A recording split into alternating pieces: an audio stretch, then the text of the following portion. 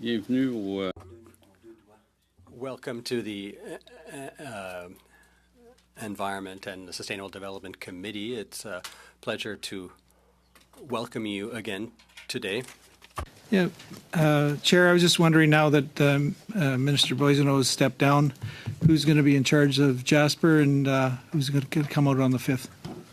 I'm not making those decisions, but Minister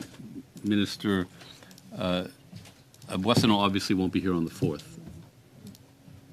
So can we get a report back to the committee who is going to take his spot as soon as possible, so we can plan for that meeting? Sure. Yeah. Thank you. We'll look into that. Yeah, she is the now. Yeah, she's replacing, but I don't know if that includes Jasper.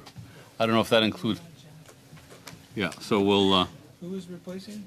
Minister Petitpas-Taylor is going to be taking over Minister Boissonneau's responsibilities, but I don't know if that includes Jasper.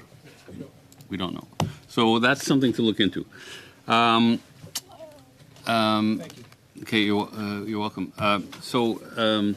Commissioner, we're very happy to have you here today, and I believe you have an opening statement of around 10 minutes, so please, the floor is yours.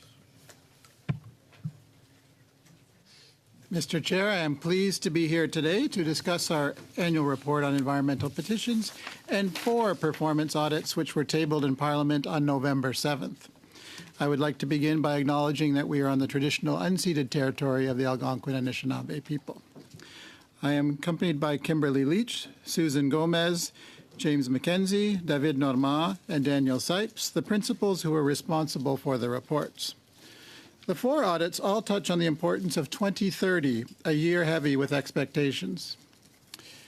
D'ici 2030, Between now and 2030, Canada plans to reduce its greenhouse gases emissions by 40 to 45% compared to 2005 levels, to stop and reverse the loss of biodiversity in Canada, and to produce 90% of its electricity from renewable and non-emitting sources, to save 600 petajoules of energy each year, and to meet the objectives, the goals of the Sustainable Development targets set out in the UN 2030 program. our audit under the Canadian Net Zero Emissions Accountability Act. In this audit, we looked at the government's progress in implementing climate change mitigation measures. This is our second report under the Act. Last year, we looked at the government's 2030 emissions reduction plan and found it to be insufficient to meet Canada's reduction target because key measures were delayed or not prioritized. This year's audit assessed progress to date on 20 of the 149 measures included in that plan and its progress report. Overall, we found that measures were being implemented too slowly, and estimates of expected emissions reductions were overly optimistic. Nous avons également We also carried out an assessment of the progress achieved by federal bodies in the implementation of the 41 recommendations coming out of some of our audits on climate change since 2021. We have observed that even though some recommendations have been implemented, the measures enacted by the organization sometimes advance slowly or did not fully address the concerns raised in our audits. This is important because the measures that are slow to bear fruit and which are not on target undermine Canada's capacity to reach its objectives. Our work showed that challenges have become bigger and bigger each year, and that the possibility of reducing emissions to meet the 2030 target is diminishing quickly. The federal government should act quickly and in a resolute fashion to implement efficient and effective measures. Let's turn now to our report on departmental progress in implementing sustainable development strategies. We assessed the progress made by 4 departments in meeting 2 energy targets: generating 90% of Canada's electricity from clean sources and reducing annual energy consumption by 600 petajoules. We found that results were limited, progress was slow, and most of the reporting by Natural Resources Canada, Environment and Climate Change Canada, Crown Indigenous Relations and Northern Affairs Canada, and Indigenous Services Canada failed to clearly show how their results contributed directly to the federal targets. This left the government without a clear picture of its progress on clean power generation and energy efficiency targets. Currently, over 82% of electricity produced in Canada comes from renewable and non-emitting sources, while the 2030 target is 90%. This gap is significant, and the gap for the energy efficiency target is even larger. It's essential for Canada to produce more clean energy and to improve energy efficiency to reduce greenhouse gas emissions and to support the transition to a low carbon economy. By redoubling its efforts to reach these two targets between now and 2030, Canada would show leadership in the global fight against climate change. Also, on the matter of carbon neutrality, our next report will take a look at the strategy on critical mineral resources from Natural Resources Canada. $3.8 billion over 8 years to increase the supply of responsibly and sustainably sourced minerals. Canada needs these resources to support green technologies such as electric vehicle batteries, wind turbines, and solar panels. Our audit focused on two of the strategy's objectives: environmental protection and advancing reconciliation with Indigenous peoples. We found that Natural Resources Canada did not do enough analysis to weigh the benefits of increasing Canada's supply of critical minerals against the impacts this might have on the environment and Indigenous communities. Though these resources are critical for supporting the transition to a net zero economy, caution and proper planning are necessary to avoid adverse impacts on climate, biodiversity, and Indigenous communities. For example, an increase in mining activities could also result in an increase in greenhouse gas emissions, water pollution, and loss of wildlife habitat. In future, Natural Resources Canada should fully assess the risks and repercussions of the Canadian Critical Minerals Strategy to optimize the advantages of reducing the adverse effects of the increase in mining activities. Failing this, technical progress supporting the transition to a carbon-neutral economy might be cancelled out by the adverse effects on climate, biodiversity, Indigenous communities, and future generations. Let's now take a look at our audit of the supporting species at risk assessment and reassessment of threatened species of flora and fauna. The Committee on the Status of Endangered Wildlife has the responsibility to carry out these assessments in line with the Species at Risk Act. In accordance with this act, Environment and Climate Change Canada should provide to the committee the financial, administrative, and technical assistance it needs to fulfill its mandate. 2023-24, the department set a target to support only 60 assessments and reassessments each year without any formal analysis to support this decision. Even with that target, the department did not provide the committee with the support necessary to complete the 60. This is important because the committee's assessment of the status of species at risk is the essential first step to protecting and recovering them. With Environment and Climate Change Canada's yearly limit of 60 assessments and reassessments, it would take the committee almost 30 years to assess prioritized species and over a century to assess those that are potentially at risk. The department's limit also makes it impossible for the committee to keep up with reassessments, which the Act requires on a 10-year cycle for every species at risk. Étant donné l'ampleur Given the scale of the global biodiversity crisis, the current pace of assessments and reassessments complicates Canada's task when it comes to protecting fauna and flora to ensure that they do not disappear as a result of human activity.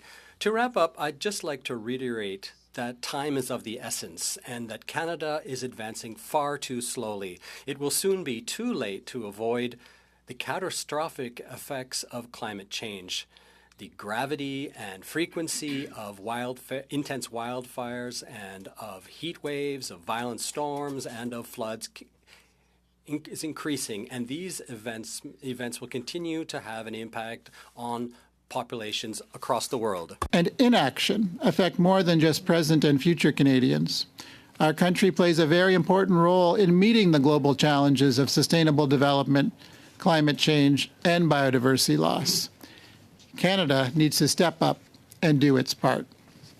Mr. Chair, this concludes my opening statement. We would be pleased to answer any questions the committee may have. Merci.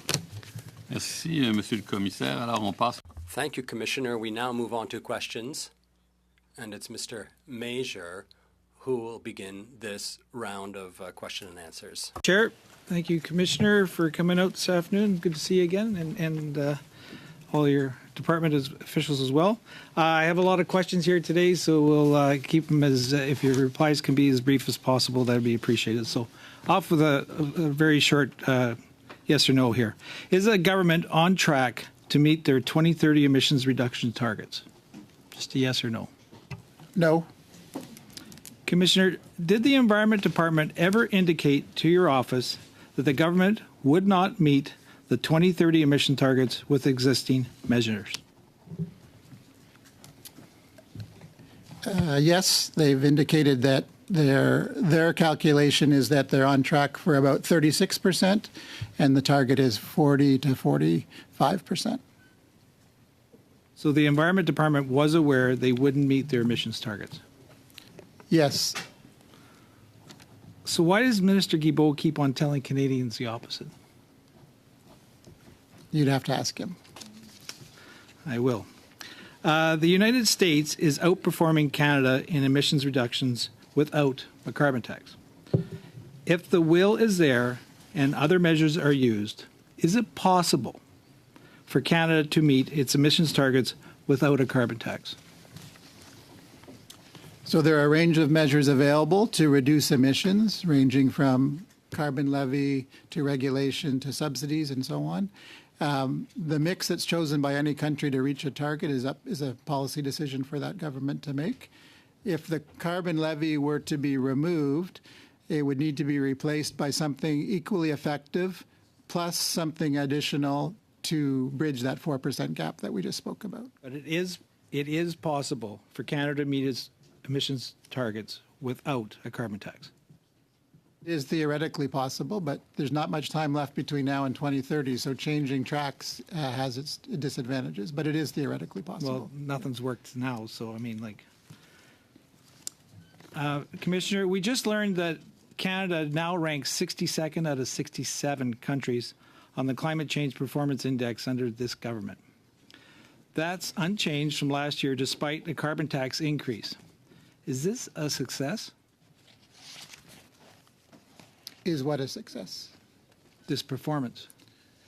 Well, I haven't looked at that particular measure, but we have in Exhibit 7.2 a smaller sample size of the G7 countries, but we have indicated this year and last year that Canada is performing the worst amongst the G7 countries against both the 1990 baseline used in the Climate Change Convention and the 2005 baseline used in Canada's domestic target. So they're the worst out of the G7? And is performing the worst in terms of percentage reductions in emissions since 1990 and 2005. Indeed, since 1990, there haven't been any reductions. There's been an increase in emissions since 1990. Wow. Oh, wow. Okay. I guess you revealed in your audit, and I quote, "The recent decreases to the projected 2030 emissions were not due to climate actions taken by governments," end quote. Does this mean the recent drop in projected emissions the government is trying to take credit for were not actually a result of policies? So this is about projections rather than historical emissions. So you're referring to paragraph 7.24. So I mentioned 36%, which is their calculation of what their measures add up to. Previously, there was a number that was used that was 34%, I believe. And what we're saying in that paragraph is the change from 34% to 36% was not due to climate actions, but because of revisions to the data and the methods used in the modeling. So that's what we're talking about in paragraph 24. So what was the total amount of emission reductions from the revisions in the data and modeling? It was the difference between 34 and change and 36, so 1 point something percent. You can table that, I guess. Yes. Okay, thank you. Did the government conduct a value for money assessment on their oil and gas emissions cap? Yes or no? I believe Ms. Leach has that table with her today, so I'll let her speak to that. So during our audit, thank you for the question. During our audit, the oil and gas emissions cap was not in place, so we didn't assess that during our audit. But it was too early to assess it, and at the time they had not completed. So the government doesn't know how effective this policy is going to be? We didn't look at that at the value for money assessment during our audit period, but they've since tabled draft regulations. So how could the government know? I guess they would not know how effective this is for the value of money. Putting an emissions cap on oil and gas, they have no idea. The government has no idea what it's going to do. We couldn't look at it during our audit because it wasn't in place yet. Okay. Is the government using reliable emissions reduction estimates? We have concerns about the estimates, which has been a theme in our appearances here over the last few years, regarding overly optimistic assumptions and the potential for double counting and also the slow deployment of measures. So all of those give us pause in, for example, having confidence in the 36% that I just mentioned. That's Environment and Climate Change Canada's number. I'm not convinced that the measures that are in place now would quite reach 36% because of those concerns. Okay, we have to stop there and go to Madame Chatel. Thank you. Merci beaucoup. Thank you, Chair. Welcome to all our witnesses. I have a number of questions, so please answer as quickly as possible. Mr. DeMarco, my colleague, was saying that in the United States they don't have an equivalent of carbon levy. Is it not true that California, which is the sixth biggest economy in the world, does have an equivalent? It has a carbon market somewhat similar to that one that exists in Quebec. Yes, California and Quebec are part of group of subnational governments that have a carbon market, that do have a kind of carbon price. And that's why that the federal carbon levy is not in place in Quebec, because they have an equivalent, as they do in California, which is the sixth largest economy in the world. As I was saying, when you compare Canada to the other G7 countries from 2019, can you confirm that Canada's emissions have dropped more quickly than some of our peers, such as Japan, the United States, and Italy? Yes, as you can see in Exhibit 7.1, there's been a drop in recent years during the COVID period. And it's true that Canada saw a bigger drop than some of the other states. Thank you. In the Outaouais region, which I represent, has rich diversity, but also when it comes to critical minerals such as lithium and graphite. And there are also two indigenous communities who live in the region. And so that raises a number of questions when it comes to the economic development of critical minerals, which we need to reduce our greenhouse gas emissions, but environmental protection and protection of the diversity. And there's also the matter of respecting and upholding indigenous rights. So I'd like to hear you, Mr. DeMarco, and also Mr. Gentil on the matter. How can the federal government intervene effectively to promote a balanced approach on the national level, all the while respecting provincial jurisdiction. With the Canadian Critical Mineral Strategy, there are a number of recommendations in the report that could improve, the government could improve its approach with respect to these challenges by implementing our recommendations and to restore balance in the implementation of the strategy, and so that all targets, whether concerning the economy, Indigenous communities, or the environment, to meet all these aims, and also to achieve economic aims, and without having adverse effects on the other aims. What concerns me, Mr. DeMarco, is the matter of provincial jurisdiction in these fields. We are a federal government. Your recommendations often have to do with matters of provincial jurisdiction. So what exactly is your recommendation? Should we establish a partnership with provinces because we can't dictate to them? For example, Quebec has drafted its own strategy on critical minerals. And we really do have to respect provincial jurisdiction in line with the Canadian Constitution. That's a good question, because this strategy involves federal funding to promote the strategy. We are not saying that the federal government should sidestep their constitutional responsibilities toward the provinces. But the question is, how can the federal government use these funds to implement the strategy, not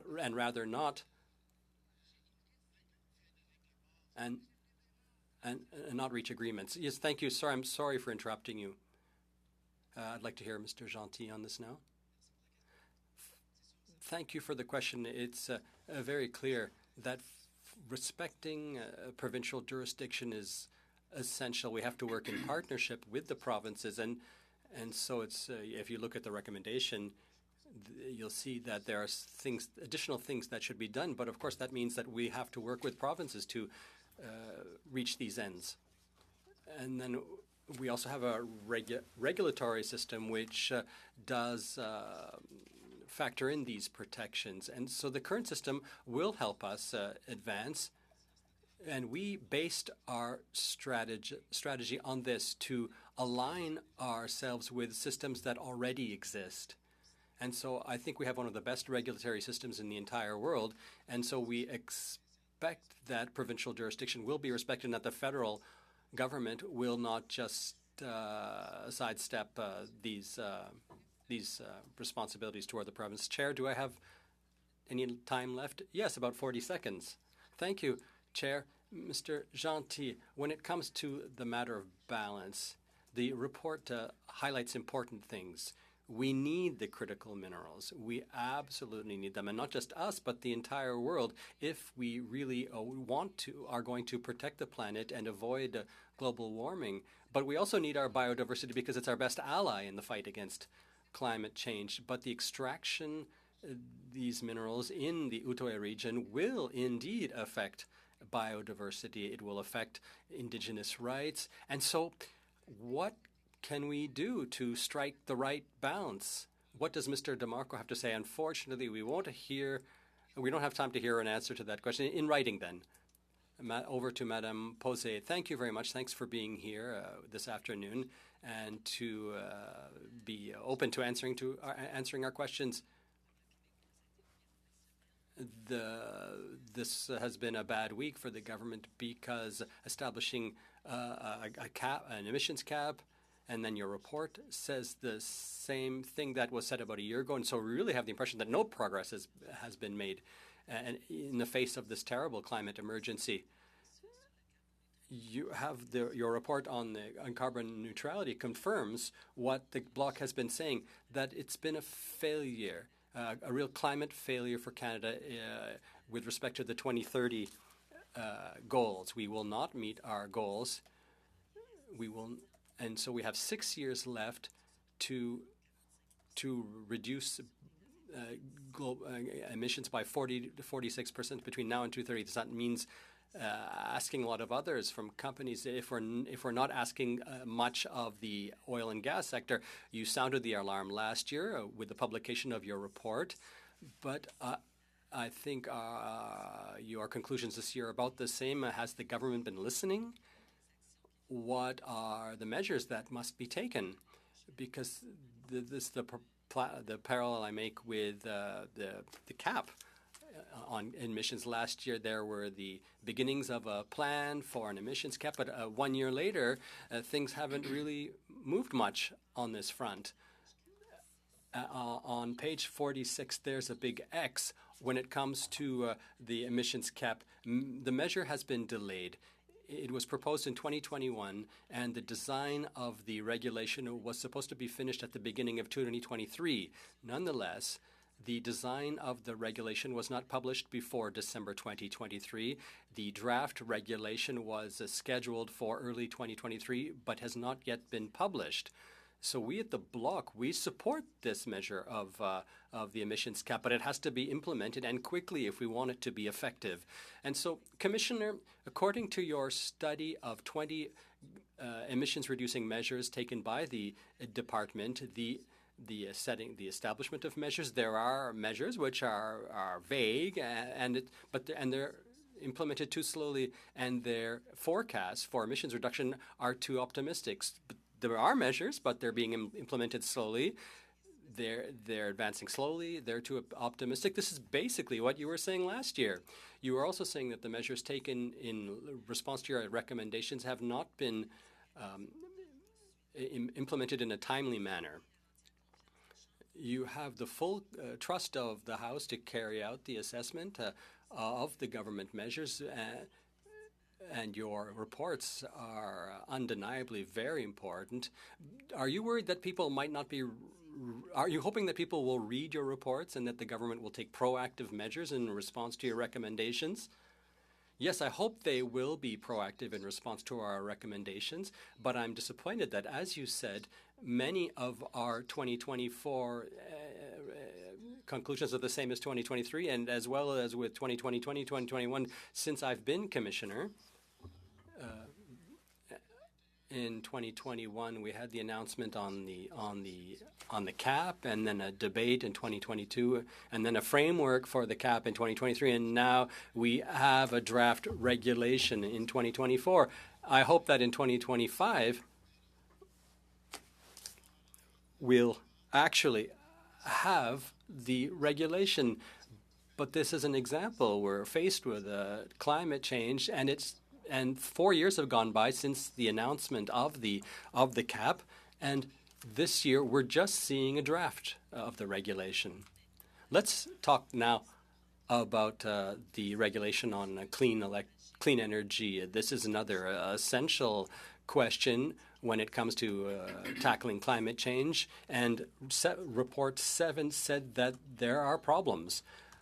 There are delays, and in Quebec, we know that our energy is 99% renewable. But in Canada, energy is still produced using natural gas, oil, and coal. 86% of the electricity produced in Saskatchewan comes from fossil fuels, natural gas, and coal. I was at the COP when the minister at the time, Minister McKenna, began the coal phase-out. But it seems that we have a failure in Canada overall. We're still burning coal to produce electricity, and we're also exporting coal because it seems that we're also exporting the coal. And so you're asking the government to ask more quickly. Mr.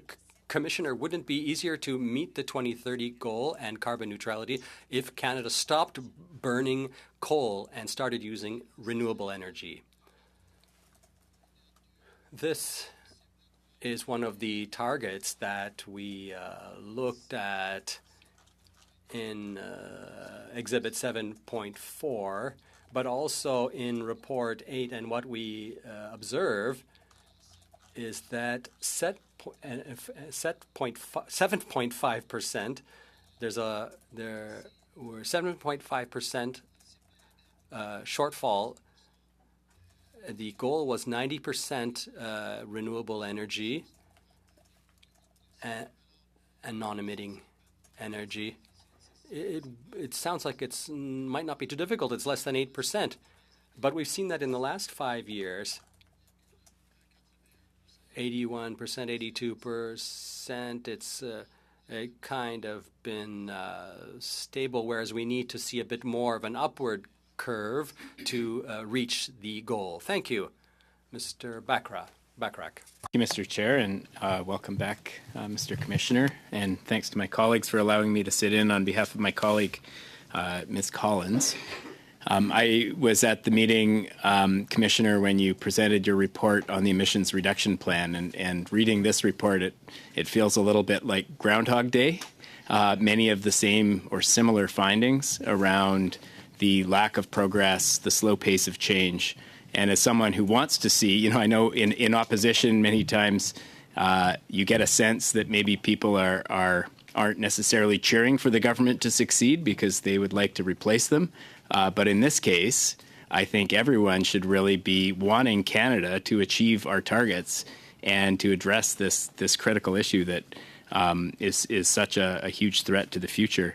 And so I thought I would ask a question about comparing your report on the emissions reduction plan and its findings with your report today. What things have changed in the time between those two reports?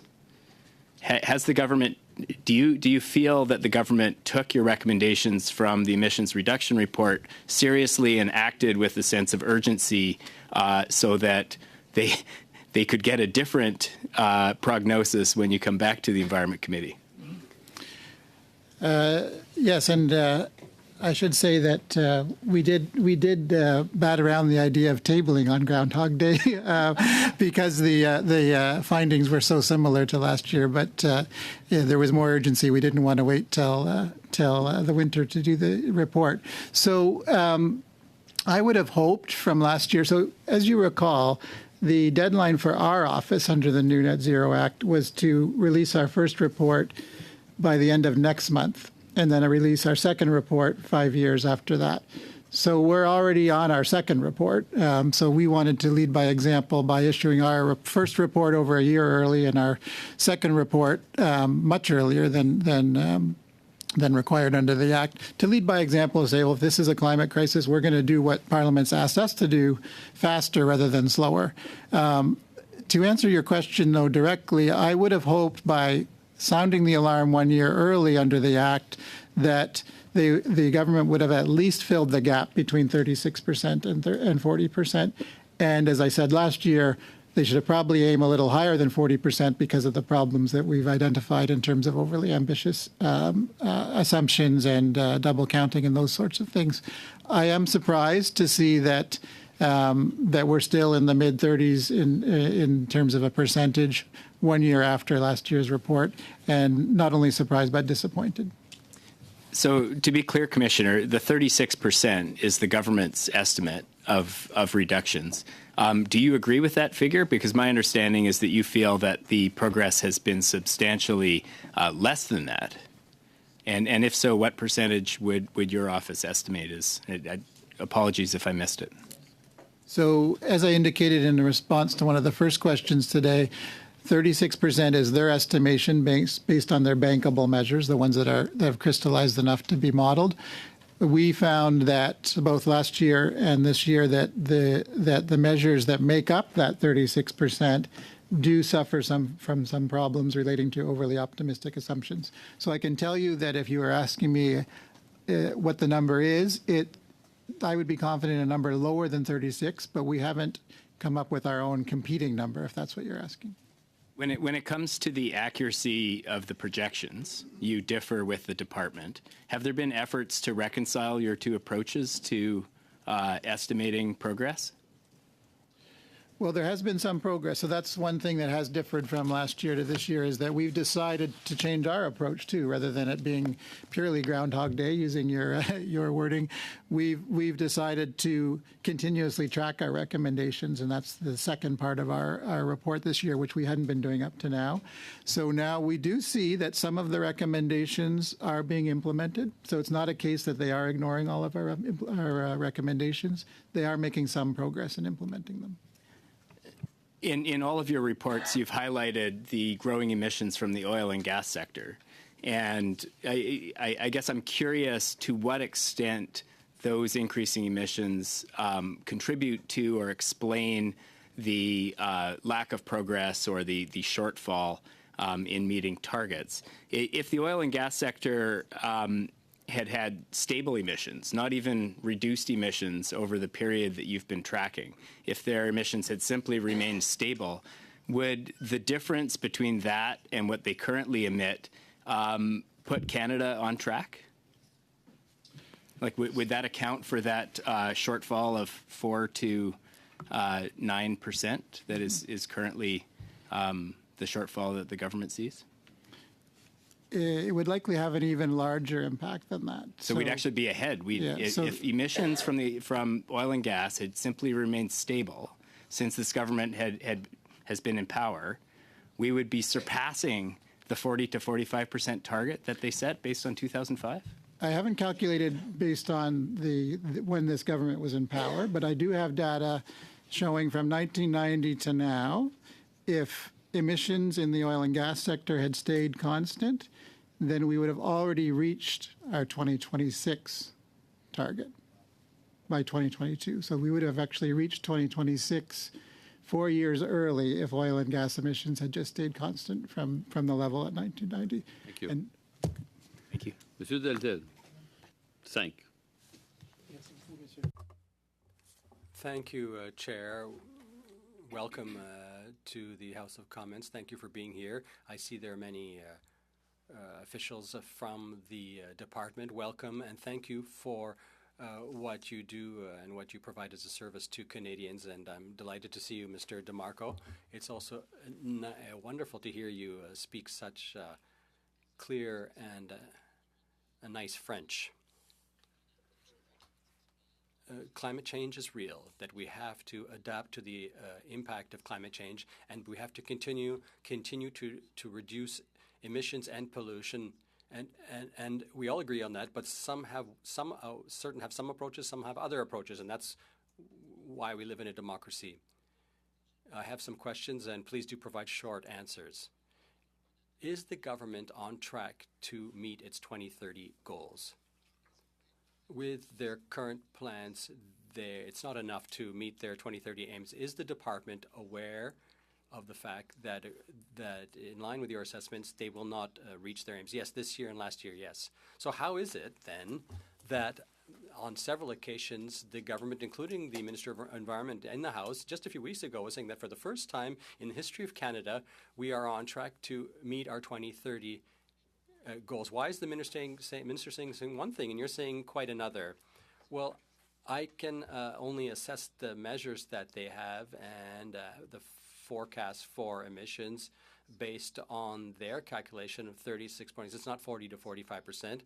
If there another opinion to be found, it's that it's according to other things that might take place between now and 2030, but keeping in light of the current measures, they will not meet their aims. This is your reading of the situation in Canada, but this morning at 1:30 a.m.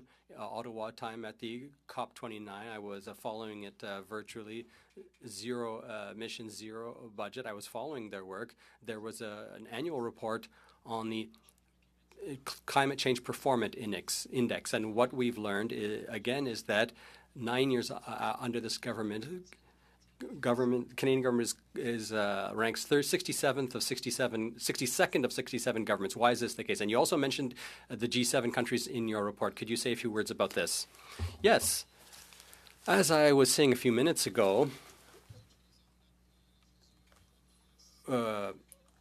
in Exhibit 2, we compare, Exhibit 7.2, we compare Canada's performance to G7 countries when it comes to reducing greenhouse gas emissions in percentage terms since 1990, and also since 2005. On both baselines, Canada is ranked 7 of the G7 countries. I haven't looked at the other report that you've just mentioned, But it's very much in line with what I just said. I'd love to give you a copy. I tried to table it at the House, but unfortunately the department representative, the minister refused. So with respect to G7 countries, Canada ranks last in the G7, and yet there are governments which are much more powerful. That's when it comes to emissions. For example, the United States, our neighbor. We know that the United States have a large oil and gas industry, and we also have an oil and gas industry in Canada. The difference in Canada is that we have a carbon tax, and there isn't one in the United States. And yet, the United States is doing better than Canada. How can it be? There are many more measures to keep in mind when you're assessing a country's performance. Even though Canada is doing worse than the United States has not lowered their greenhouse gas emissions significantly. I don't mean to say that if we do what the United States does, that would be enough. It would not be enough. Yes, we are ranked last, but I don't want to be ranked number 6 either.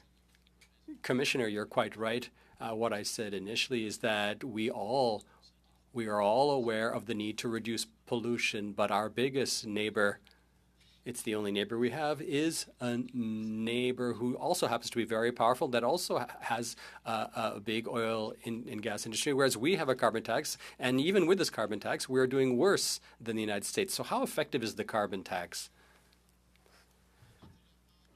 Our report today looks at 20 measures, and the carbon levy is not one of these 20 because we did carry out a special audit on the carbon levy 2 years ago. We have no new observations to make on that specific subject. But we looked at the recommendation and we've seen some progress, but there's much to be done. Unfortunately, your time is up, Madam Leah Taylor-Roy. Thank you very much, Mr. Chair, and thank you, Mr. DeMarco, and all the officials for being here again today. I just want to point out when you refer to the new Net Zero Act, it's the Net Zero Accountability Act that the Liberals introduced to ensure that we were actually monitoring progress on our ambitious goals. And while I appreciate the fact that you've expedited your reports, it also hasn't really given the annual time, the year time to advance on these goals. However, I applaud your efforts, and I think we need to hear more about this. I just want to ask you a few quick questions, too. When comparing Canada to the G7, is Canada the most dependent on oil and gas of any of those economies? Most dependent on what measure? In terms Oil of and gas? percentage of GDP or something Yes. like that? I don't have that table in front of me, but it would certainly be one of the top ones, if not the top one, in terms of percentage. Okay. Yes. Okay, great, thanks. And has there any comparison been done with Canada against any of the other oil-dependent economies, such as Russia or Saudi Arabia? A comparison of what measure? Our emissions reductions progress versus Russia or Saudi Arabia. We haven't done that in our report. We tried to use comparators of countries that are at least somewhat similar to Canada in terms of the global north and advanced industrial economies. And so that's the G7. But certainly, as you know, global emissions are rising. Even though our G7 colleagues have made progress in reducing them, the total emissions in the world have gone up. So there are many countries that are also doing poorly along with Canada, if that's what you're getting at. Yeah. No, I'm just trying to compare Canada to other similar economies. I appreciate that it's the G7, but when you're looking at emissions, given that the oil and gas industry and sector has been the one that has really lagged in terms of meeting our goals, if we compare ourselves to other economies that have this. And I think in addition to that, we, of course, have the jurisdictional issues that you have mentioned often in your report in reasons why some of our goals are not being met. It's interjurisdictional issues as well. And I'm wondering what the effect of provinces in Canada who have either cancelled or suspended renewable energy projects, such as Ontario or Alberta, conservative governments that have. Doug Ford originally cancelled a number of these projects, and obviously Daniel Smith has suspended a number of them. What effect does that have on Canada's ability to reach its targets? So the longer we rely on fossil fuels, for example, in your example, electricity generation, the harder it is to meet the targets, and that's set out in Report 8, which coincidentally does have a wind farm on the cover of it, a wind farm in Alberta actually on the cover of it. So the longer we take to transition to renewables and non-emitting sources, the harder it is to reach the both the renewable energy target in the Federal Sustainable Development Strategy and the overall emissions reduction target in Canada. Thank you. So conservative governments provincially that are stopping these projects, the renewable projects, are hurting our ability to meet these targets. I was also wondering about the approaches that have been put forward by other parties that have said that we should axe the price on pollution program, we should cut funding for programs and scrap regulations, and that we should only use technology to meet our goals. Do you believe that solely relying on technology would actually meet our goals? Or do you believe that things like the price on pollution program or the cap on pollution from oil and gas companies are helpful in meeting these goals? So Canada uses a mix of measures, almost 150 set out in the plan and the progress report under the Net Zero Act. There's a whole range of measures available, and I've answered that question earlier in terms of regulation, carbon levy, subsidies, and others. It's a choice for the government of the day to make in terms of what that mix is. But the problem in Canada is from 1990 to now, whatever the mix has been under whatever target, under whatever plan, it's never worked in terms of Canada. Whereas in other G7 countries, we have seen large reductions, including in countries that were extracting quite a bit of fossil fuels in 1990, just like Canada. Germany and the UK have had major reductions, even though they were large fossil fuel extractors in 1990 when the world came together to work on climate change. Absolutely. But my question more specifically, Mr. DeMarco, was do you think that by cutting any of the regulations and the carbon levies and just relying on technology, we could meet the goals that we have set out? Yeah. So technology does have a role to play. Between now and 2030, it would be largely existing technologies in order to have an effect on 2030. Investing in new technologies could have an effect on the net zero target in 2050, but it would be unlikely that they could be essentially created, deployed, commercialized, and put in place between now and 2030 to have a major effect. So new technologies more promising for 2050, existing technologies more promising for 2030. Thank you. Madame Posé. Thank you, Mr. DeMarco. Pour 2 minutes et demie, Monsieur le Président. I have 2.5 minutes, Chair. Yes. So I'd like to turn back to Report 7, the question of double accounting. You talked about priority investments of the infrastructure bank and the smart technologies funded the same projects and set out the same emissions reductions aims. And so my question is very straightforward. Do you speak to each other? Do these different bodies actually speak to each other?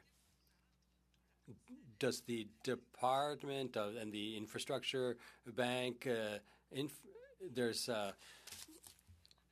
double counting? The government gives an optimistic vision, but there's this double counting.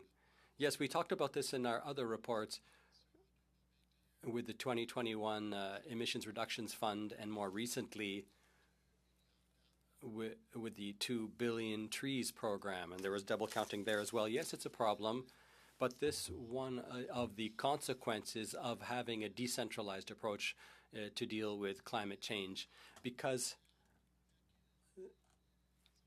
the department is in its own silo, and that can lead to these types of problems with double counting. We made a recommendation a year ago for it to improve its system, factoring in all measures to avoid double counting. I think, Mr. Gentil, you represent the Ministry, the Department of Natural Resources. Yes, and their colleagues here with me. So, the commissioner says on page 42, the department did not assess emissions reductions within the framework of this plan and did not look at the optimization of resources for this measure. It's not so much for the population, but it's more to support the oil sands industry. If there won't be any emissions reduction because it's a matter of producing green oil, which I think is a fairy tale.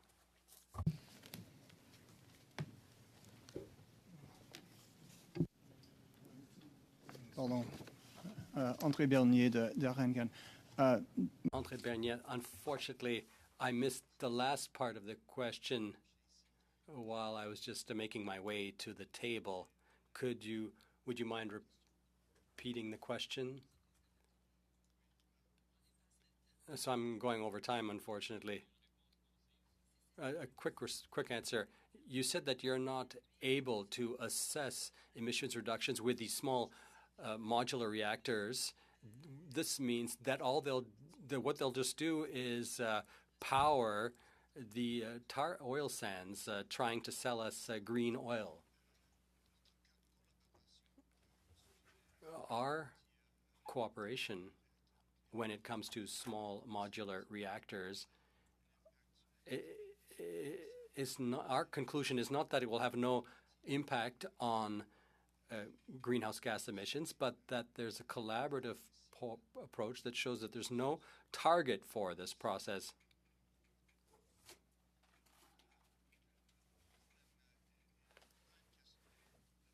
It's not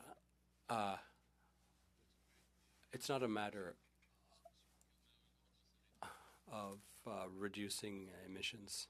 Time's up, Mr. Bacharach. Marco, you said earlier that 2030 was a year heavy with expectations, and I was just observing that when it comes to the Net Zero Accountability Act, a lot of the timelines and targets are outside the political horizon. And looking back at the years since 1990, it seems that many of the targets have been outside the political horizon, and perhaps much of the backsliding has been the result of changes in administration and changes in the degree of commitment to the cause of reducing greenhouse gas pollution. And I was noting that, and I got to work on the Net Zero Accountability Act, and one of the things we fought very hard for was the 2026 emissions objective, I believe it's called, because we couldn't get the Liberals to agree to the word target. But I note that it's just after the fixed election date. And so my question is, do you I guess I'm asking you to stray a little bit outside the bounds of the report you've presented, but if we could go back to that piece of legislation and ensure that the targets and the reporting years are all within the political cycle. So we have fixed election date law in Canada. Why not have governments commit when they come in to a certain emissions reduction during their term, so that when the voters go to the polls, they can measure them against something that is tangible? Like, it feels like we're always, falling behind and then having elections and then starting all over again. Is that an accurate observation? It is interesting that you asked that question, because if I go back to lesson 8 from our 2021 report on climate change, lessons learned, we start lesson 8 with governments often struggle with long-term problems. Governments and those who wish to form a government often plan around the next election rather than around longer-term challenges. So we've highlighted that as a problem for a few years now. Are there ways to address that? There are. There was the attempt to put in what's called the interim objective. I think that's what you're talking about for 2026. But even then, that was 5 years after the date that act received royal assent. The Net Zero Act was in 2021. There are other options. Annual carbon budgeting is another one. So that actually there would be an accountability every year. You could have sectoral. That could be for an entire country or for a jurisdiction or for a sector. So there are ways of turning long-term objectives into annual deliverables. Thank you. Okay. Mr. Cram. Okay, thank you, Mr. Chair. I'd like to thank all the witnesses for being here this afternoon and for all of your thorough and diligent work in the most recent round of audits. Commissioner DeMarco, I'd like to start with you. In Report 7, you've made a number of alarming statements about the government's emission reduction goals. You've said that their plan remains insufficient to meet Canada's target, that Canada was the worst performer amongst the G7 countries, that their measures were often overly optimistic, had missing and inconsistent information, and so forth. So in light of your findings in Report 7, I would like to read to you a series of statements, and I was wondering if you could share with the committee if those statements are accurate or inaccurate. So on May 8th in the House of Commons, Minister Guilbeault stated, quote, "For the first time in the history of Canada, we are on track to meet our 2026 and 2030 emissions targets." Commissioner, would you say that statement is accurate or inaccurate? So we haven't done an analysis of their projections for 2026, the interim objective that we just talked about. They have told us that they believe they're on track. So that's all I have to say about that. For 2030, I do not agree that Canada's existing measures put them on track for meeting 2030. There is a gap that needs to be filled for the measures to add up to 40 to 45%. Okay. On October 8th of this year, Minister Guilbeault said in a CBC interview, he said, quote, "What is very clear is that our plan is working." Commissioner, would you agree that the government's plan is working to achieve our 2030 targets? The plan, as I just said, doesn't add up to the 40 to 45% target, and that's Exhibit 7.1 shows how steep the graph would have to be to reach that target. But I want to caution that it's still only 2024. It's not time to give up. So it is possible to bridge that gap over the next 6 years. And, we do owe it to Canadians, present and future, to make that effort to bridge the gap. Simply because I'm saying they're not on track now doesn't mean that it's an impossible target to meet. There is still time to meet it, but it will require more measures than are in the plan right now. Okay, fair enough. On January 29th, in the House of Commons, Parliamentary Secretary Van Couverton stated, quote, "We are ahead of our initial 2030 targets and firmly on track to meet the targets set out in our 2030 emissions plan." Commissioner, would you say that statement is accurate or inaccurate? Well, they've never published a pathway between 2005 to 2030 in terms of annual targets, as we were just talking about. So I don't know what what shape of graph they were hoping for. So I can't really say one way or the other whether they're following the shape of graph that they intended. In terms of what you would require, just in terms of doing the math between now and 2030. We can't have any more years where it's just, 0.5% reduction or 1% reduction. We're going to need substantial reductions every year now between now and 2030 to reach the target. Okay, let me put it this way then. If you look at Report 7 and you go to page 2 and you look at the graph on page 2, would it be accurate to say based on that graph that we are ahead of our 2030 target? Well, the only way to be ahead of the target at the current time would be to have already met it, which some of our G7 colleagues have already reached the reductions that we're hoping for in 2030 already today. So that would be ahead of it. But as I said, I don't know what pathway he is thinking they're following. But if you just draw a line on Exhibit 7.1 in terms of extrapolating the data, no, we aren't on target. But that doesn't mean, the future isn't determined entirely by the past. We have the ability to bend that curve downwards, and that requires additional measures to do so. Okay, and my last quote, Commissioner. In December of last year on Twitter, now known as X, Minister Guilbeault stated, quote, "Our climate plan is working. We are on track to meet our goals and achieve a strong, sustainable, and secure future." Minister, would you agree that the government is on track now to meet these goals? With the measures they have, I think we've said this a few times today, but with the measures they have that are bankable and that can be modeled right now, they even recognize themselves, and it's actually stated in the progress report that was the first one that Environment Canada put out under the Act, that they don't have bankable measures yet to meet 40 to 45%. Okay, thank you. And all the support that is here. It's always good to have you reporting to this committee, and I think it's good to note that you report to Parliament through this committee, and so your work is incredibly important, not only for this committee but for all of Parliament. On that track, I'm thinking of the other auditors general across Canada. When I look at Report 7, and I'm on page 11 of the report, that 15 of the 20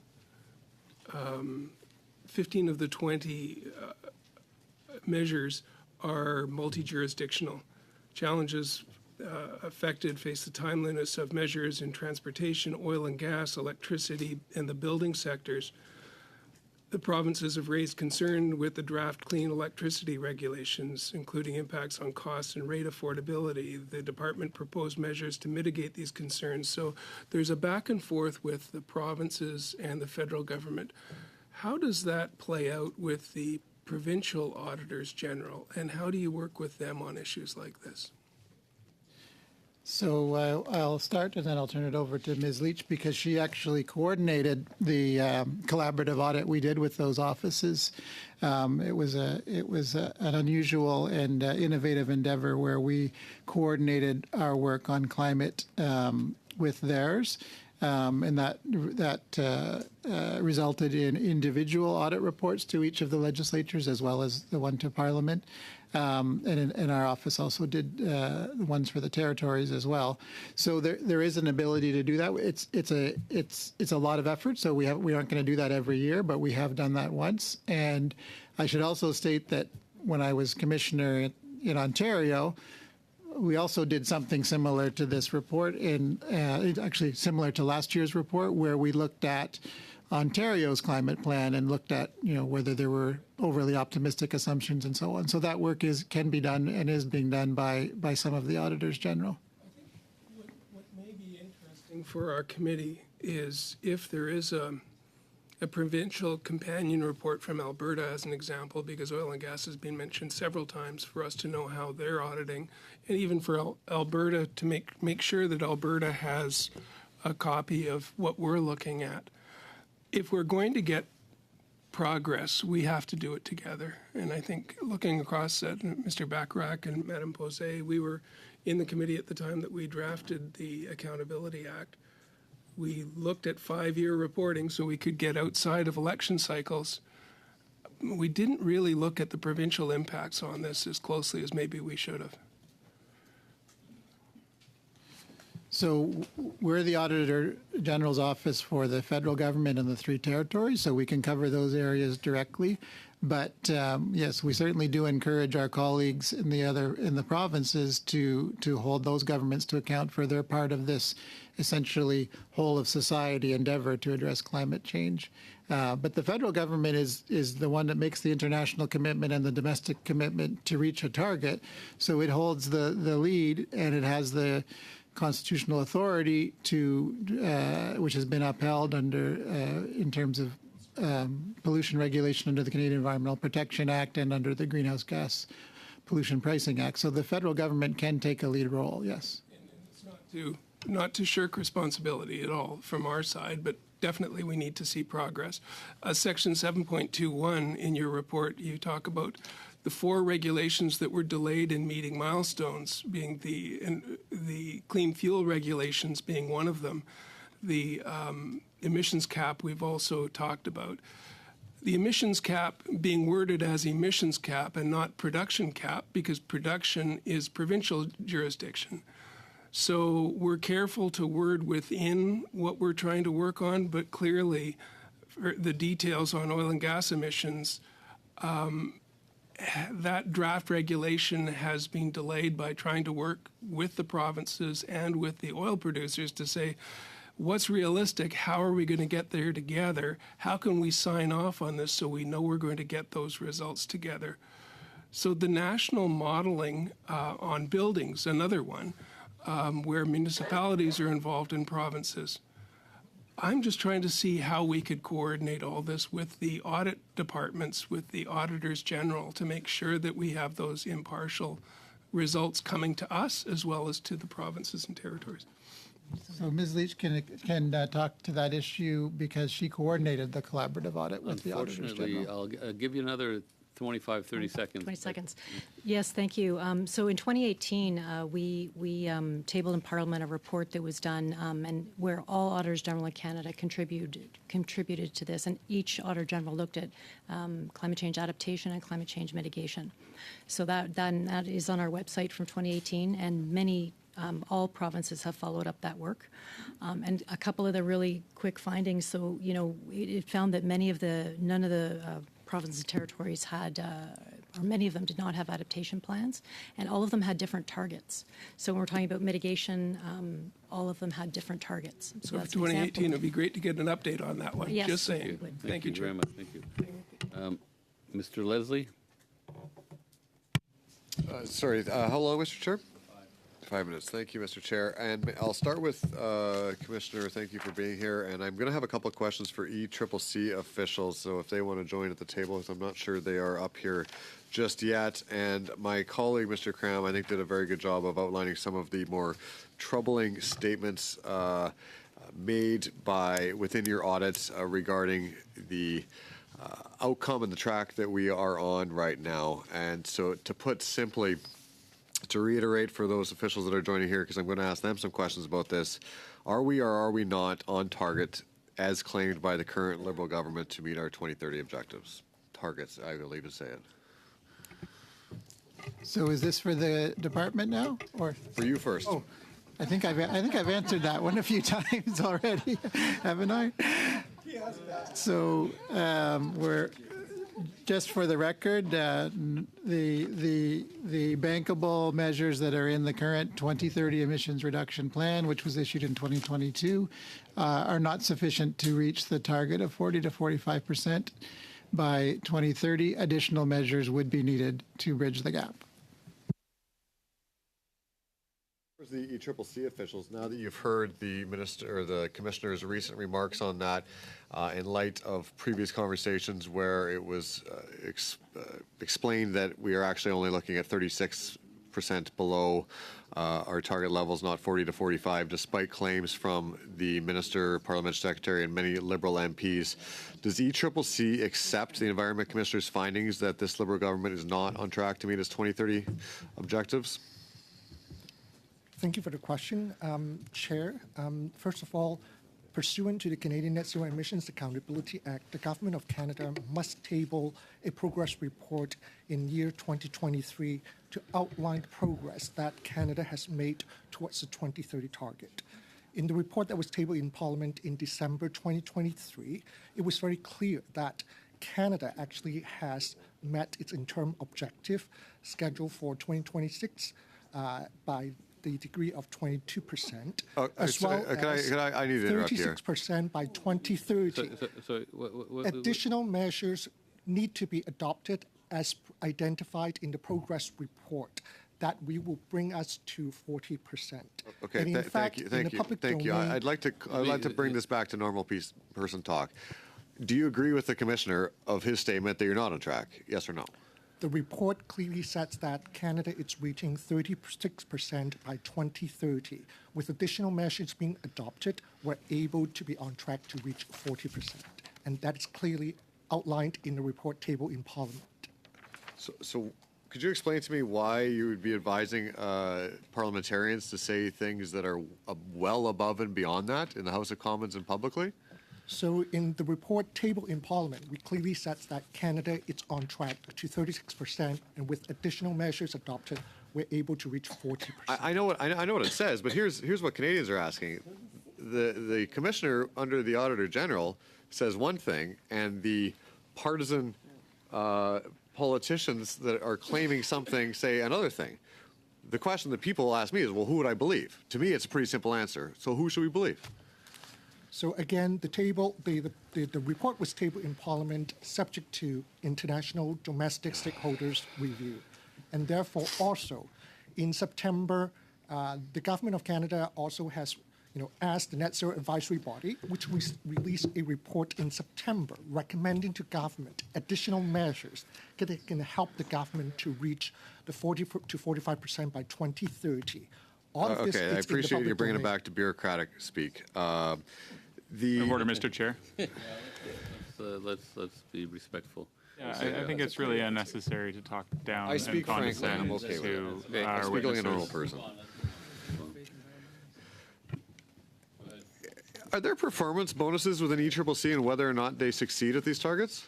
And has one ever been awarded based on that report that was tabled previously that you talked about? I'm not able to really answer that question on behalf of the entire department. Well, however you want to. Has there been any? He'll answer the question. Yes. Continue, please. Not able to answer on behalf of the entire department. Not able to to answer on behalf of the department. That being said, different objectives and deliverables are set, in a particular year. I do not believe that any particular official will be asked to be accountable for an objective that is a shared jurisdictions between federal government, provinces, and territories. Okay, so is there a chance they can get a bonus? Because it seems clear that those at the political level are not held accountable for when the failures exist. Are there performance bonuses if targets are met or if they're not? I don't think the Department of Environment is Exxon. I don't think it's a business. I don't think you get bonuses if you meet a certain sales target. CBC does. That's my understanding, but what do I know? Anyway, time's up. Maybe not. So we'll go now to Mr. Vancouver. Thank you very much, Mr. Chair. Before I start, I made a notice of motion on Monday. It's been 48 hours, so I'd like to table the following motion, that the committee invite the Minister of the Environment and Climate Change to testify on SUP-Bs, Supplementary Estimates B, by no later than the end of the current supply period. I think it's pretty straightforward. I can't imagine this not receiving unanimous consent from the committee. We want the Minister to come to speak to SUP-Bs. Yep. Okay. That's standard. You have an amendment? Yeah. Okay, go ahead. And instruct the chair to schedule this meeting for 2 hours outside of the schedule adopted on Friday, November 15th, to ensure that all matters agreed to are not replaced, to provide the minister with more flexibility in appearing at committee. Can you explain what that means exactly? Basically, just don't make sure he doesn't get out of the other meetings that he's committed to. Oh, no, it would be in addition to. It would be in addition to. It's in. Well, can I see? Okay, sure. I'll have to Did you look at the circulate motion. it, Mr. Mason? I mean, I understand it's in addition to. It's not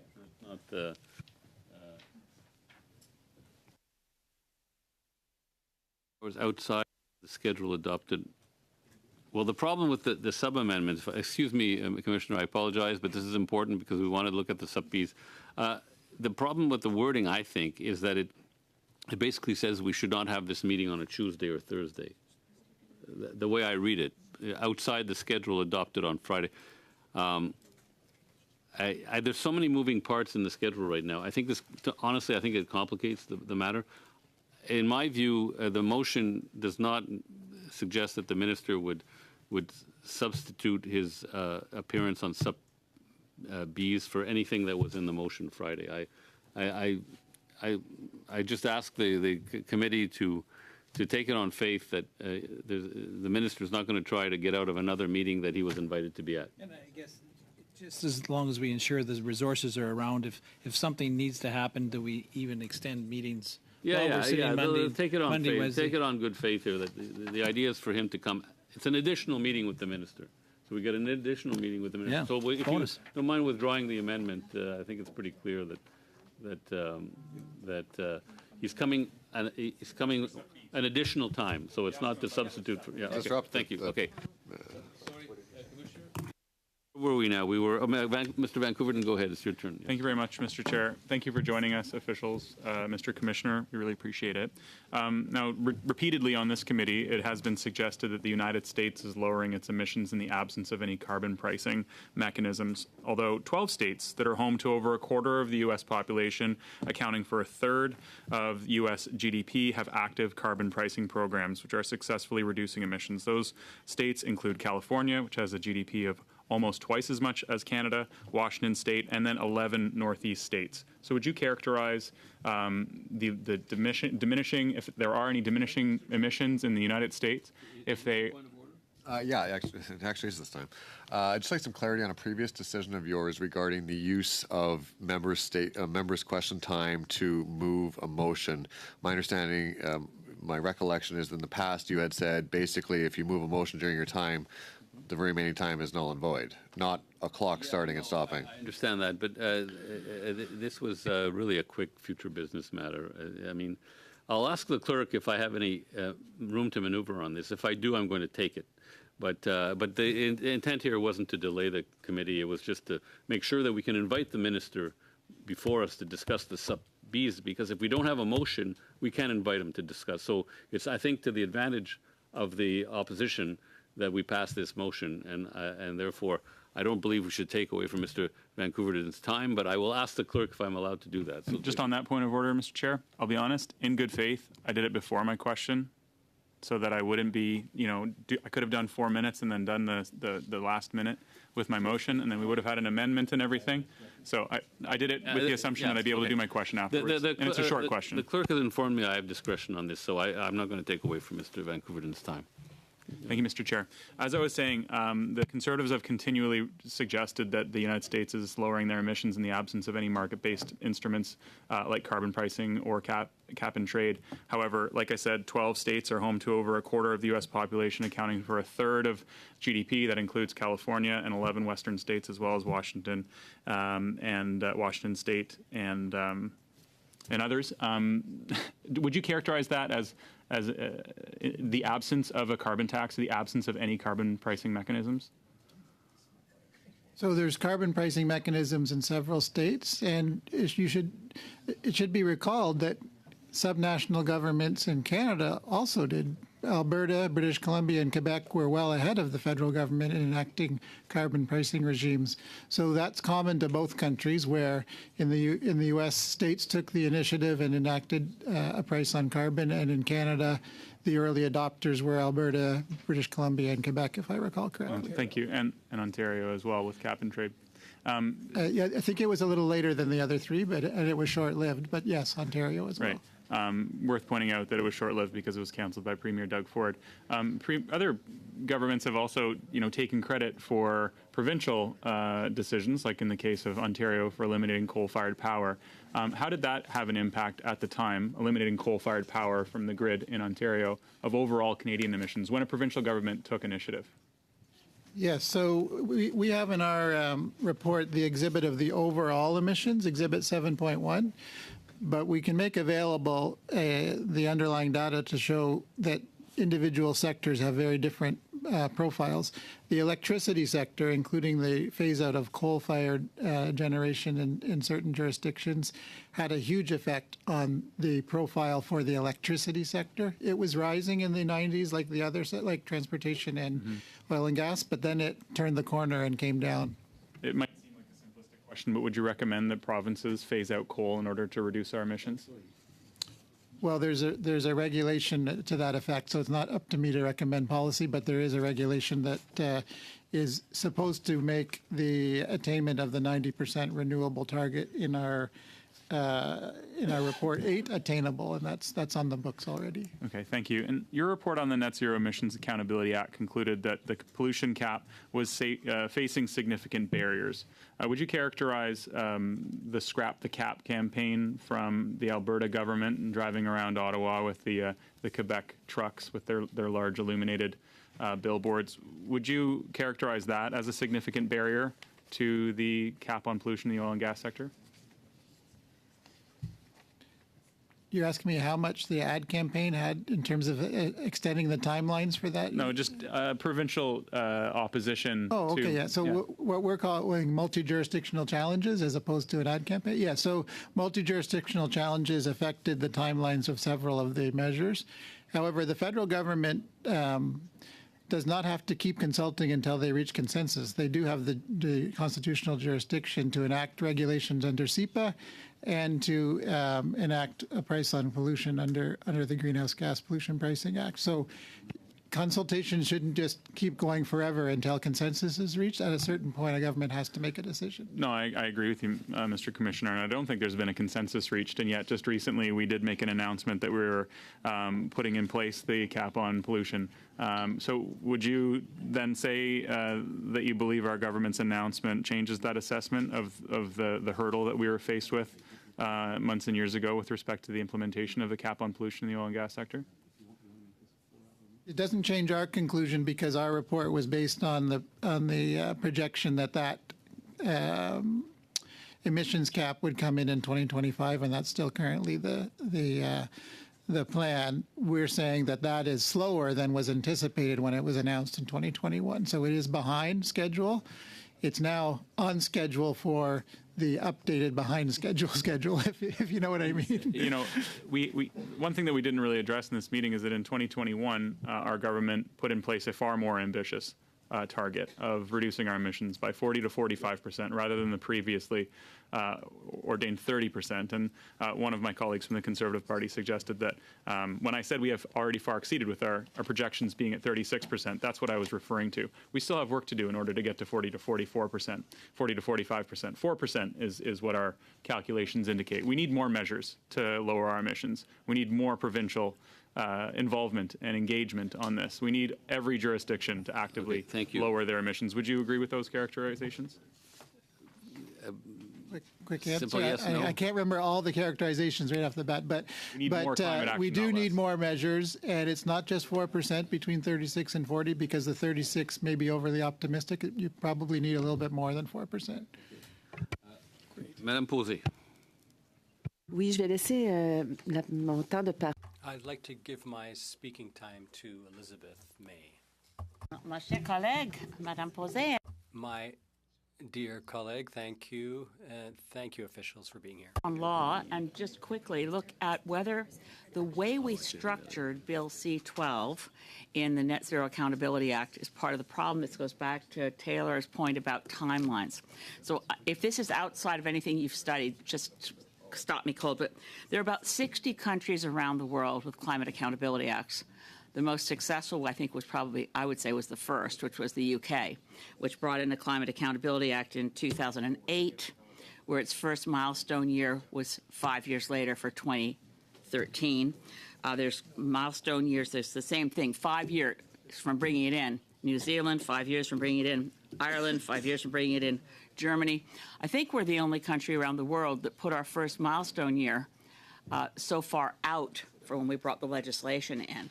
And again, to the political horizon question, has your office or has anyone on your team looked at this as a fundamental problem with our accountability in that we deliberately and politically put the first test of accountability far away from the political decision makers who pass the law?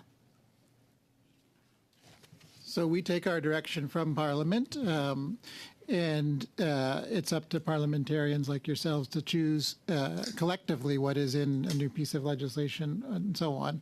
But as I mentioned, lesson number 8 from our 2021 report does indicate that Canada struggled with addressing long-term problems.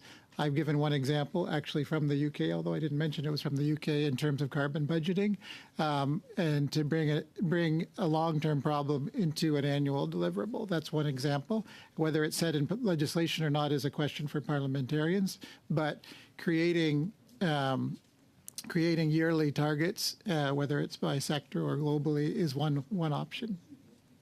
And to your point, Mr. Commissioner, about setting the carbon budget and paying attention to where we are, these are, as you've noted in a number of reports, our failures to reduce emissions increase costs in not that far away time horizons. We're seeing and increased costs in climate events in Canada and increased risk to Canadians, and why adaptation plans are so significant. I just wanted to ask if you would agree that when we delay taking meaningful action, the steps we need to take to meet international and domestic goals, the costs go up in implementation, as do the risks. Yes, from a global perspective, the longer that Canada and others do not make the transition towards a net zero economy and society, the larger the price tag will be for extreme weather events. Thank you. Thank you, Ms. May. We'll go to Mr. Bachrach. Thank you, Mr. Chair. I've been listening carefully to the department's words and the commissioner's words around this question of whether Canada is on track to meet the 2030 commitment. And if I understand correctly, the department's statement that Canada is on track relies on not only progress to date, but also a suite of measures that have yet to be announced and yet to be implemented. Okay, I see the gentleman from the department nodding, so I'll take that to be accurate. Now, the Commissioner has found in previous reports that almost every measure that this government has announced, by the time it's implemented, has been both less stringent and delayed than originally intended, including the oil and gas emissions cap, notably. So does the department's estimate include the government, does it account for the government's lackluster track record when it comes to implementing measures on time and implementing them at the originally intended level of stringency? I believe this is a question for me, the representative from Environment and Climate Change Canada. So I would tackle this question, Chair, in the following way. Number one, I do fully agree that the Commissioner has identified a number of measures through this report that are experiencing delays. And in fact, the Commissioner also has duly identified some of the causes of the delay is because of multi-jurisdictional impacts, meaning that in order for us to really take the time to have a robust regulatory development process, it will take time, it will need negotiation and discussion and consultation with provinces, territories, and Canadians. And therefore, we fully recognize, as fast as we would like to run, sometimes it is not up to the Government of Canada to determine the pace of how certain regulatory development is being undertaken. That being said, we also understand that there are regional circumstances, and also by engaging with Canadians and interested parties and implicated parties, we will need to fine-tune the regulatory instruments. That could be more stringent, less stringent, or the pace will be faster or slower, depending on the market, the sector, and also buy-in. Number three, in terms of whether some of these refinements actually will be reflected, pursuant to the Canadian Net Zero Emissions Accountability Act, Canada is required to table a progress report in 2023, 2025, and 2027. And for I think that's a pretty comprehensive response. I followed most of it. I want to ask one quick question to the Commissioner, if I may, and I only have 2.5 minutes. The Chair's distracted, so this is the perfect time to fit it in. Commissioner, of all of the strategies that the government has implemented and that you've tracked, have you ever seen one of the government's strategies turn out to be more stringent and faster implemented we have to than stop originally there. intended? We have to stop there. We're well over time. Well over time. I was distracted by another member, and I think it was probably some kind of tag team play or something. We'll go now to Mr. Leslie. No, is it Mr. Leslie? I have Mr. Leslie twice. Is it? Yeah? It's up and down. How long? 5. Okay, thank you, Mr. Chair. Commissioner, through your audit, you discovered that the Liberals had not conducted value for money assessments on 5 of their measures. What does that mean, and why would you think that they should be? So value for money is very important because several of these measures have substantial price tags associated with them in terms of Canadian taxpayers or the private sector or the government itself. in the case of subsidies and so on. So value for money is important because it gives Canadians a sense, if you do a proper value for money assessment, it gives Canadians the sense that they're getting good bang for the buck, using a more colloquial term for the use of taxpayer money. So essentially, you're showing your calculation to the Canadians that we're spending this billions of dollars and we're expecting X value, and you quantify that. We've talked about that here, and we talked about that in the Net Zero Accelerator report from earlier this year. It's an important accountability measure in a nutshell. I agree. And through your audit, did the department explain why they wouldn't do that? So, Ms. Leach.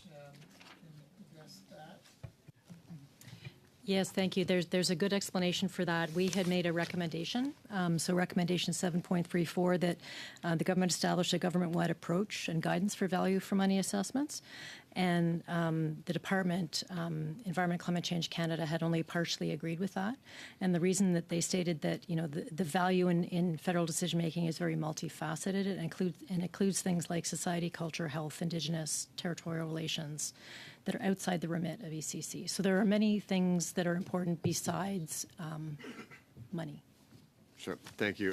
You mentioned the whole of government approach, which is something that gets thrown around a lot, but you also alluded to some of the silos that certainly still exist across departments when we have as many measures, although maybe not successful measures, but measures nonetheless that the government has attempted to undertake here. And the claim of a whole of government approach, how do you explain the silos that still continue to exist that lead to things like double counting of emissions, a lack of credibility of the modeling, and going back to the previous audit on the 2 billion tree program? How does this happen so frequently under this government? Yeah, so that's one of the conclusions from our first report under this act from last year, from last fall, is that the system that Canada uses, and I'm just talking about the federal government, we're ignoring the other jurisdictions for now, but in terms of coordinating the efforts in a horizontal way, which is the term that's used by the federal government in Canada, they have not nailed that yet. Essentially, there are problems in terms of coordinating amongst Environment and Climate Change Canada, NRCan, ICET, and so on.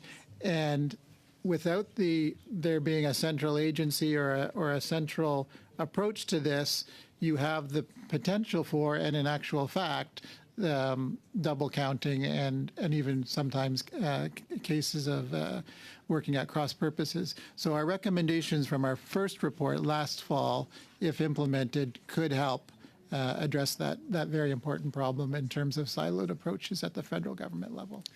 Thank you. Now, you mentioned in the audit that the recent decreases getting closer to the gap of the 2030 targets were attributable due to revisions in data and modeling methodologies. Could you explain a little bit of what those changes were? And in your experience, have you ever seen a government make changes to their data modeling that made it further away from the target they're trying to reach, or only closer? So these updates to the modeling are done to make the projections more accurate. And it's not just Canada doing them. Some of them come from calculations about the warming potential of various different greenhouse gases, not just CO2, but the other ones as well. So Ms. Leach can explain that in greater detail. But to answer your last question there, I don't know each time that they've modeled it, whether it's brought them closer or further. The point isn't to remodel to make it further or closer, it's to make it more accurate. Yeah, and we also have the department here who can tell you more about exactly the differences in the modeling. But yeah, we have pointed out in one of our paragraphs, which is 7.26, that some of the measures, that the initial estimates of emission reductions were high in the beginning, and they were different. So the revised estimates were lower than originally anticipated in 6 of the 12 funding measures that we looked at, which means that the modeling was not as accurate in the beginning as it could have been. We'll go to Mr. Ali, please. Thank you, Chair. Thank you, the witnesses, for being here today. My question is to the Commissioner, Mr. DeMarco. In a previous audit, you suggested that an ecosystem approach would be taken to SARA implementation. In your view, how could such an approach reduce the number of species requiring assessment by Committee on Status of Endangered Wildlife in Canada? And could this also better support positive outcomes for species? Chair. Thank you for the question. So in report 9, and it's good that we're getting some attention to some of the other reports. I was starting to think that I brought a big binder for no reason here. So under SARA, it's quite a process-heavy piece of legislation, and should Parliament revisit it, that is one of the things that could be looked at.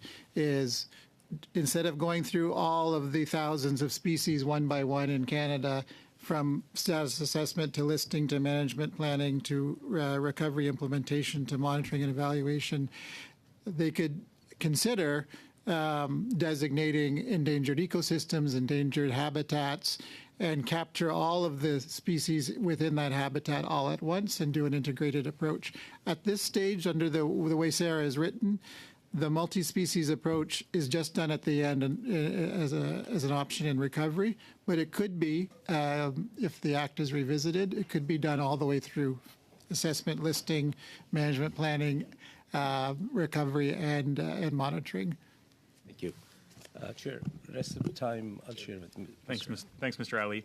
My questions are concerning the oil sands and multi-jurisdictional challenges. Is there someone that I would generally ask you, Mr. DeMarco, but is there somebody else that I should be framing my questions for just to discuss oil sands emissions?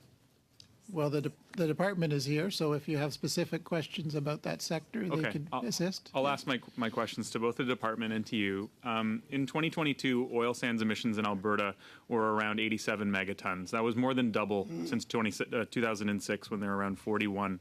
Alberta's oil sands, well, we know that Alberta, the province of Alberta, has, as I said, spent $7 million on this ad campaign, and that includes search engine optimization for the words pollution, emissions, cap, so that if anybody out there wants to Google emissions cap and learn a little bit about it, they're first confronted with this oil sands funded corporate propaganda campaign to suggest that it'll completely obliterate our economy in Canada.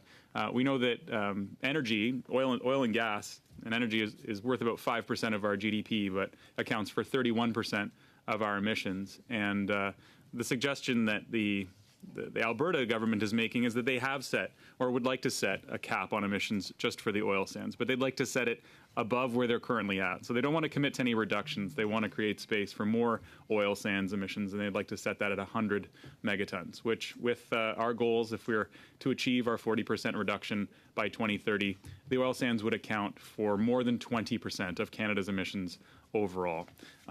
My question is, do you think that's fair, that one part of one sector should account for a fifth of Canada's total emissions? So all the sectors need to reduce emissions to ultimately get to 2050 target of net zero. Canada's profile has been that the largest sector, and it's been growing in terms of emissions, is the oil and gas sector. And the problem, and we've talked about the difference between production and emissions earlier, but the problem with the oil and gas sector line in terms of emissions rising from 1990 to now is that the total emissions have gone up even though emissions intensity has improved. So production has increased at a faster rate than innovation for efficiency. If that had been able to be held constant, in other words, production rising but being offset by efficiency gains. I appreciate that. I don't want to cut you off, but I was just talking about oil sands specifically, and we know that the emissions intensity for oil sands specifically has actually increased. It hasn't decreased. They've improved the efficiency of other oil and gas products, but oil sands bitumen production has gotten more more emissions intensive. We've had oil and gas CEOs here to corroborate that, and they say it's because the products are farther away from their refining facilities.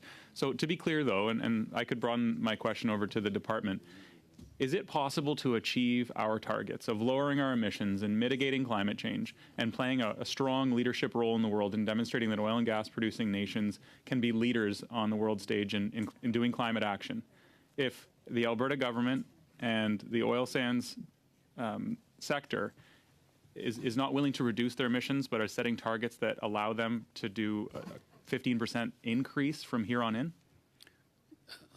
I'm afraid we're way over time, so I'm going to have to stop there. But is it possible? Can I ask them for a yes or no? Yeah, yes or no.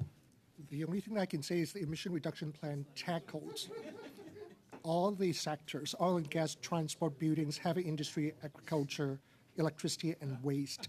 And therefore, we are making sure that we're decarbonizing key sectors of the economy at the same time. We have about 15 minutes, so what I'm going to do is I'm going to give 3 minutes to each party. Okay, so Mr. Cram, Madame Posey, Mr. Backrack, I need a Liberal for 3 minutes. Madame Chatel? Okay. Chair, and thank you again to the witnesses. Commissioner, I'll have one final question on Report 7. On page 7, you identified the Small Modular Reactor Action Plan as facing implementation challenges. Could you elaborate on what implementation challenges the Small Modular Reactor Action Plan is facing and what seems to be the holdup? Okay, so the details on that are provided in Appendix B. So the Small Modular Reactor Action Plan implementation facing challenges are in 3 categories. Timeliness, so the measure was delayed.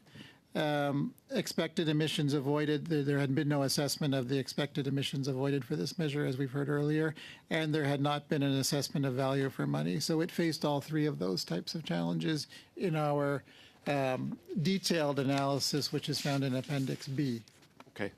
Thank you, Commissioner. Let's shift gears now to Report 6, the critical minerals strategy.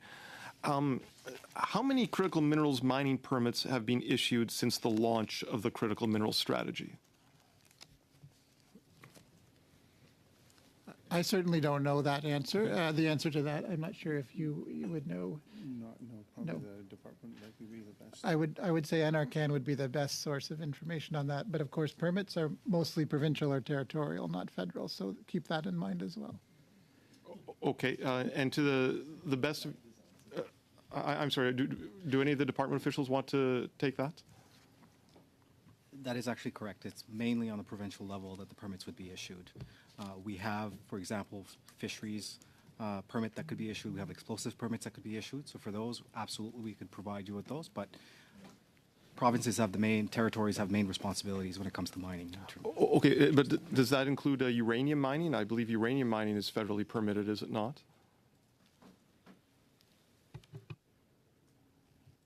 Uranium is on the list of critical minerals. Okay. So we'd have to go back and verify that in terms of permitting.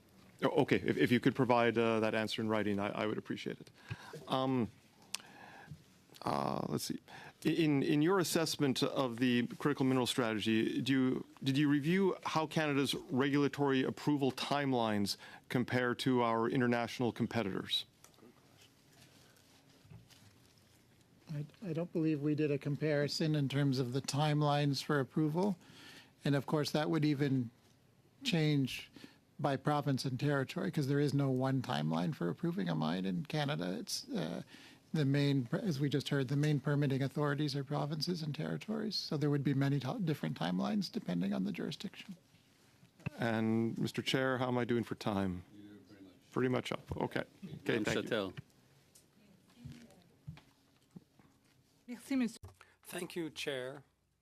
And once again, I'd like to turn back to what my colleague Mr. Leslie was saying from the Conservative Party. He was saying that he's interested in the cost-benefit or the value for money assessment. But when he said that, I said, hey, the most effective measure, according to many economists, and to former conservatives is indeed a carbon levy or carbon pricing. Economists say that when it comes to a value for money, it's advantageous, but also in terms of interventions. If we don't have a carbon pricing to meet our goals, we would require a cap on all sectors to force them to take certain measures, or we'd have to make massive investment toward net zero. What then is your opinion on the cost-benefit nature of a carbon levy? I don't have our 2022 report with me here, the report on carbon pricing, but I remember that on the first 2 or 3 pages of the report, there's a summary of different organizations who have observed that it is an effective measure. The OECD, for example, the World Bank. I would look at the first 2 pages of our report on carbon pricing for summary of the views of different organizations who have observed that it is one measure that is effective when it comes to reducing emissions if it's implemented in an efficient manner. In our audit, we found that there are problems, and we made a number of recommendations to improve carbon pricing in Canada. Let me just turn back to California. In 2024, I was actually wrong. It's the 4th largest economy in the world. If California were a country, it would be the 4th biggest one in the world, ahead of Japan, in fact. And they have a carbon pricing system. So when I hear the conservatives say there's no such system in the United States, I don't know what planet they live on. 1 second, there's a point of order. Yes, Chair, because the member is referring to my comments. I never said there was no state that didn't have carbon pricing, but your colleague said it. They said that it was said that the United States didn't have a system of carbon pricing. I'm not sure if California doesn't count as the United States. Sorry. Please. Let's let the Deltel would like to clarify if he's referring to Quebec's price on pollution or Canada's price on pollution. Okay, with pleasure. Pleasure, I will finish your question. I will pleasure to clarify it. On this very point, so Madame Châtel, you have about 20 seconds left, but I'd like to respond to the point of order. It's not question period here. It's not question period. We already went through this afternoon, did we not?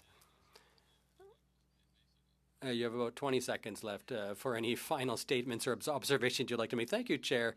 But I'm glad that we clarified the matter. My question is for the department official. You were saying that with additional measures that were tabled at Parliament, and the report did say that, yes, we need additional measures, and that with these additional measures, we would reach our targets. Have you provided any solutions with regard to these solutions? No, we don't have time to hear an answer, but I think my colleague didn't want to hear the answer. That's why they cut me off. Or maybe Mr. Bachrach will ask the same question of the department official. Or I'm sorry, Madame Posé. Madame Posé, you have the floor. And please excuse me. I'm going to re-ask the question. There was a bit of a pun with the French term for re-asking the question and the member's name. I'm sorry.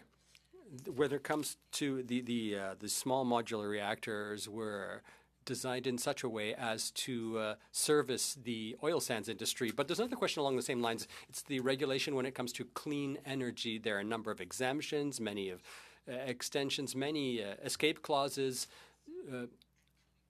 to allow allow for continued and expanded use, in fact, of fossil fuels. According to you, Commissioner, based on your expertise, even if the government were to rush, could there not be greater reductions of emissions? For example, if it didn't allow for production with fossil fuels beyond 2034 for more stringent rules, or if there were temporary provisional goals between here and now and 2035. And finally, if it could establish a performance standard for existing generators between now and 2035, could that be a real program to help us achieve our aims? So what do you think?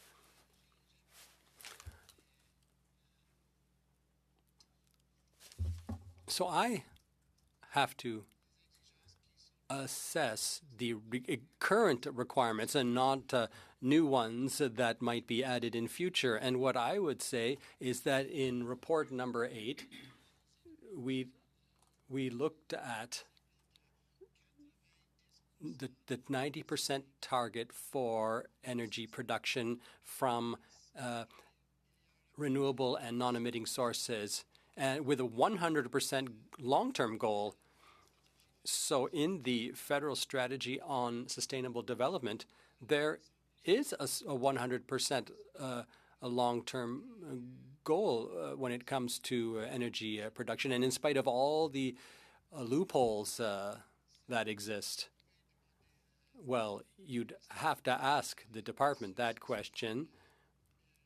But on paper, at least, I see that they have a 100% goal, a long-term goal, and 90% between now and 2030. Okay, in your report, you also talk about the fact that the government missed opportunities to improve transparency. Could you say a few words about this? This isn't something anyone has taken up yet this afternoon.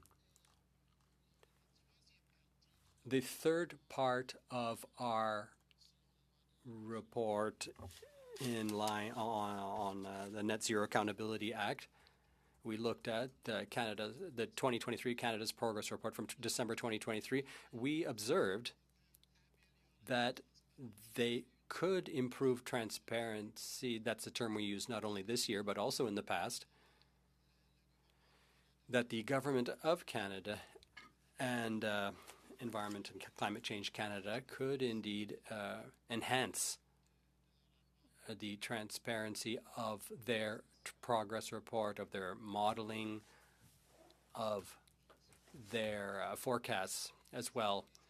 That is very important indeed in order for Canadians to know that their calculations, their forecasts are reliable, and that their results are also trustworthy. Thank you, Mr. Bachrach. I'll repeat the question that I ended my last round with, and that was around whether any of the government's strategies have become more stringent as the result of consultation, in your view, Commissioner.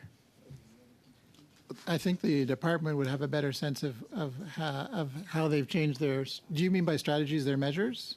Any of the tools, any of the. Okay. Yeah. Yeah, I would. They know their internal deliberations as to whether they get more stringent or less after consultation. So I would suggest that the department answer that question. Mr. Nagan. So there are 144 measures under the emission reduction plan, and therefore some calibration will be made. I'm not being able to say what is more stringent. That being said, the carbon price is actually more stringent every year. Carbon budgets. Commissioner, you mentioned carbon budgets previously. Could you very briefly describe what the advantages of a carbon budget approach would be? Yeah, so we're taking our mandate under the Act seriously by reporting annually on Canada's progress. Carbon budgeting is another way of essentially annualizing a long-term problem with short-term deliverables like a carbon, like a budget. So it's not dissimilar to the work that our office does on the financial side. It's essentially checking whether things add up in year by year in terms of a pathway. I mentioned before the curve in order to get from here to 2030 and then from there to 2050. If you segment that out into annual budgets that say, okay, Canada as a country will have this amount as a maximum for carbon emissions for this year, or these sectors, you could break it down by sector as well. And that's what essentially the basics of carbon budgeting. Sorry. How many G7 countries utilize a carbon budgeting approach? That's a good question. I don't know how many, but Ms. Leach knows of. There's at least one that we both know of, but I don't know if there are others. Yes, I don't know all of them, but the UK has a very successful carbon budget. And which G7 country has shown the most progress in reducing emissions over the past number of years? The UK. I know the answer. Is it a coincidence that the country that seems to be doing the best also uses carbon budgeting? Like, this is something that we pushed for when it came to the Net Zero Accountability Act, and we could not get the Liberals to agree to a carbon budgeting approach, despite the demonstrated effectiveness when it comes to communicating progress to the public, tracking progress over time, and holding governments accountable every single year. Last question, Commissioner. If Canada was to switch to a carbon budgeting approach immediately, would there be any downside? Like, could we switch to a carbon budgeting approach tomorrow, and would that contribute to getting back on track and accelerating our progress towards 2030?